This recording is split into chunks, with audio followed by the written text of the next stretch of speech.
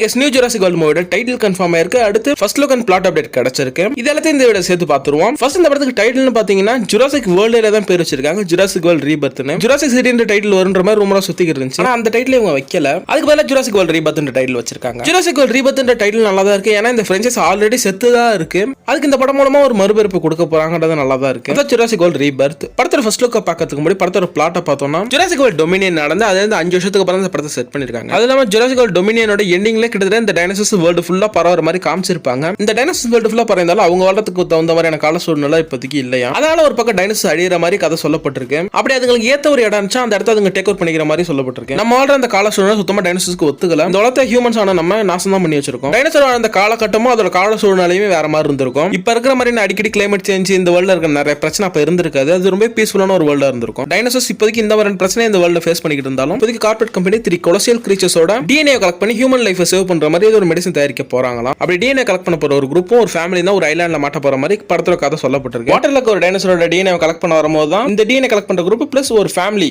இவங்க போற அந்த கப்பல் விழுந்து டேமேஜ் ஆகியோ இந்த டிஎன்ஏ கலெக்ட் பண்றது குரூப் அந்த ஃபேமிலி இவங்க ஒரு ஐலாண்ட்ல மாட்டுறாங்க. தண்ணியில என்ன டைனோசரோட டிஎன்ஏ கலெக்ட் பண்ணுவாங்கன்னு கேட்டீங்கன்னா தண்ணியில இப்போதைக்கு பெருசா இருக்குது மோஸ்டோசாரஸ் தான். மோஸ்டோசாரஸ் டிஎன்ஏ கலெக்ட் பண்ண பாசிபிலிட்டிஸ் இருக்கு. இதுல எப்படி ஒரு ஃபேமிலி ஜாயின் ஆகுறாங்கன்னா ஆக்சிடென்டலா தான் போட்டிங் ஒரு ஃபேமிலி ஆக்சிடென்டலா இந்த ஜாயின் ஆகிற மாதிரி சொல்லப்பட்டிருக்கு. இந்த ஸ்டோரிக்குள்ள எதுக்கு தேவையில்லாம ஒரு ஃபேமிலி வருதுன்னா எமோஷன் கனெக்டாக ஒரு ஃபேமிலி வைக்கிறாங்க. அந்த ஐலாண்ட்ல இந்த டிஎன்ஏ கலெக்ட் பண்ற குரூப் எப்படி செத்தாலும் நம்ம கவலைப்பட மாட்டோம். ஏன்னா அவங்க தேவையில்லாத வேலை இங்க பண்ணி தான் அவங்க வந்து இறந்து போறாங்க. ஆனா அப்ப வேணா இந்த ஒரு குடும்பம் இங்க வந்து தேவையில்லாம மாட்டிக்கிச்சே இவங்க சாகக்கூடாதுன்னு நம்ம நினைக்கணும்ல. அதுக்காக தான் இந்த படம் ஸ்டார்டிங்ல டிஎன்ஏ கலெக்ட் பண்ற மாதிரியான ஸ்டோரியா போனாலும் அந்த ஃபேமிலி இந்த டிஎன்ஏ கலெக்ட் பண்ற குரூப் இவங்களுமே அந்த ஐலாண்ட்ல மாட்டினதுக்கு அப்புறம் மூவி அந்த இடத்துல சர்வைவல் த்ரில்லரா சேஞ்ச் ஆக சான்ஸ் இருக்கு. அந்த ஒரு ஐலாண்ட்ல இவங்க ஏதோ ஒரு விஷயம் சம்பவம் பண்றதுக்காக காத்துக்கிட்டு இருக்கு. கொலோசியல் கிரீச்சர்ஸ் என்னன்னு கேட்டீங்கன்னா சம் பிரம்மாண்டமா இருக்க டைனோசரை மென்ஷன் பண்றாங்க. அது என்னென்ன டைனோசர் இவங்க மென்ஷன் பண்ணல. எப்படி இவங்க லேண்ட் வாட்டர் ஸ்கைன்னு பிரிச்சு அப்படிதான் டிஎன்ஏ கலெக்ட் பண்ண போறாங்க. இதுல பெரிய டைனோசர்ஸ் எதுன்னு கண்டிப்பா கூடிய ஷார்ட்ஸ்ல பார்ப்போம். ஏன்னா நம்ம சொல்ற டைனோசர் லிஸ்ட் மூவி யூனிட்ஸ்ல இருக்குன்னு தெரியல. மூவி யூனிட்ஸ்ல ரொம்ப பழைய டைனோசர்ஸ் இது நம்ம பார்த்தது இல்ல. அதனால இதை கன்ஃபார்ம் பண்றது கஷ்டம் தான். ஆனா லேண்ட் வாட்டர் ஸ்கை கிரீச்சர்ஸோட டிஎன்ஏ கலெக்ட் பண்றாங்க. அது கன்ஃபார்ம் தான். ஏன்னா வாட்டருக்கு தனியா ஒரு செட் போட்டு அதுக்கு ஆக்ஷன் சீக்வன்ஸ் ஷூட் பண்ணிட்டு இருக்காங்க. ஓவரால் இதான் படத்தோட பிளாட்டா இருக்கு.